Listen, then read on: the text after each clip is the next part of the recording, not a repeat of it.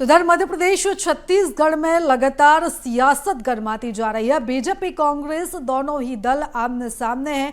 कांग्रेस के नेता आक्रामक जवाब दे रहे हैं। इनको लेकर बीजेपी ने भी पलटवार किया है। तो लगातार अब दोनों ही दलों की तरफ से जो बयानबाजी का जो दौर है वो शुरू हो चुका है। इधर सज्जन सिंह वर्मा ने बयान दिया। सज्जन सिंह वर्मा के बयान को लेकर बीजेपी आक्रामक है। कैलाश विजयवर्गीय ने भी पलटवार किया। इसी के साथ ही बीजेपी के नेता भी लगातार जो बयान है वो देते हुए नजर आ रहे हैं। तो सज्जन सिंह वर्मा ने ये बयान दिया, उसके बाद कैलाश विजयवर्गीय ने पलटवार करते हुए कहा है कि भारत और बांग्लादेश दोनों अलग अलग है। पीएम मोदी के देश में ऐसा कुछ नहीं हो सकता। तो सज्जन सिंह वर्मा ने एक विवादित बयान दिया था। उसके बाद से जो वार पलटवार का जो दौर था वो शुरू हो गया था। तो सज्जन सिंह वर्मा ने क्या कुछ कहा, एक बार फिर से हम आपको सुनवा देते हैं।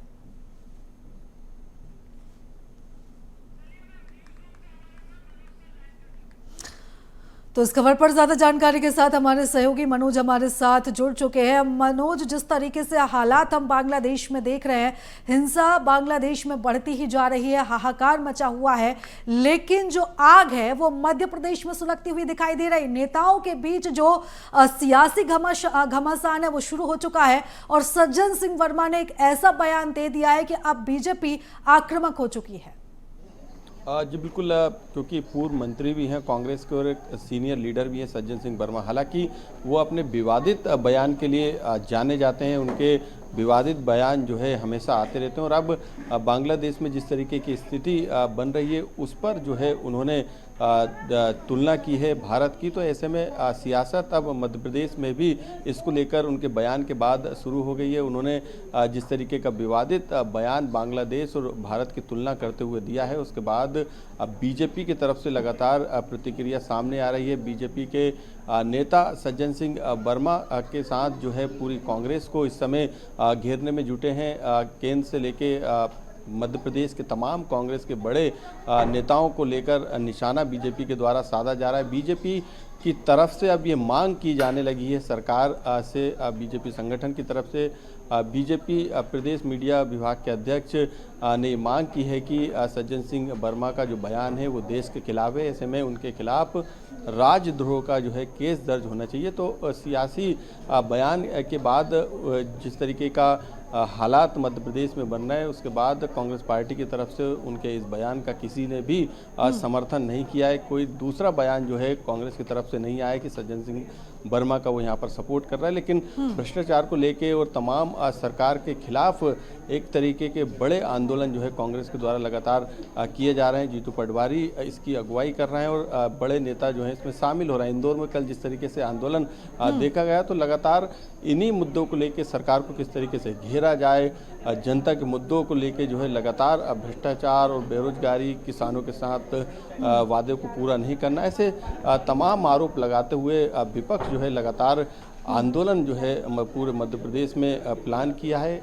इस तरीके का बयान आना कहीं ना कहीं अब सियासी जो तूल है वो मध्य प्रदेश बिल्कुल सियासी तूल पकड़ता हुआ तो अब दिखाई ही देगा। लेकिन मनोज, जिस तरीके से हालात बांग्लादेश में बने हुए हैं, संवेदनशील मुद्दा है ये, और ऐसे में भारत की तुलना बांग्लादेश से करना कितना सही है कितना गलत है, क्योंकि राजनीति अपनी जगह है, लेकिन इतने संवेदनशील मुद्दे पर भारत की तुलना पाकिस्तान बांग्लादेश से करना। जी बिल्कुल, क्योंकि इसे हम सियासी बयान के तौर पर देख सकते हैं, लेकिन जिम्मेदारी के नाते भी राजनीति यदि की जाती है तो एक जिम्मेदार नेता होने के नाते भी इस तरीके के बयानों से नेता को बचना चाहिए। लेकिन कांग्रेस इस समय विपक्ष में है, वो कोई भी मौका नहीं खोना चाहती। यही कारण है कि इस तरीके के विवादित बयान भी कांग्रेस की तरफ से निकलकर सामने आते हैं और सीनियर लीडर हैं। ऐसा भी नहीं है कि कोई छोटे पद के नेता हों, उनके पास कांग्रेस पार्टी में कई बड़ी जिम्मेदारियां भी हैं। ऐसे में यदि उनकी तरफ से ये बयान सामने आता है बिल्कुल मनोज, इसलिए हम ये भी कह सकते हैं कि जिस तरीके से सज्जन सिंह वर्मा ने ये बयान दिया, उसके बाद से किसी भी कांग्रेस नेता का जो बयान है वो अभी तक सामने नहीं आया है, समर्थन अभी तक खुलकर किसी भी नेता का सामने नहीं आया है।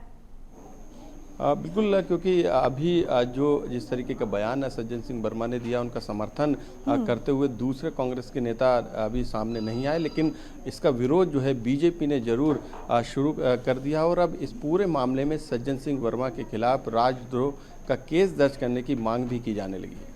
बिल्कुल मनोज, लगातार नजर बनाए रखिएगा, अपडेट्स आपसे लेते रहेंगे। फिलहाल बहुत धन्यवाद तमाम जानकारी के लिए, चर्चा के लिए।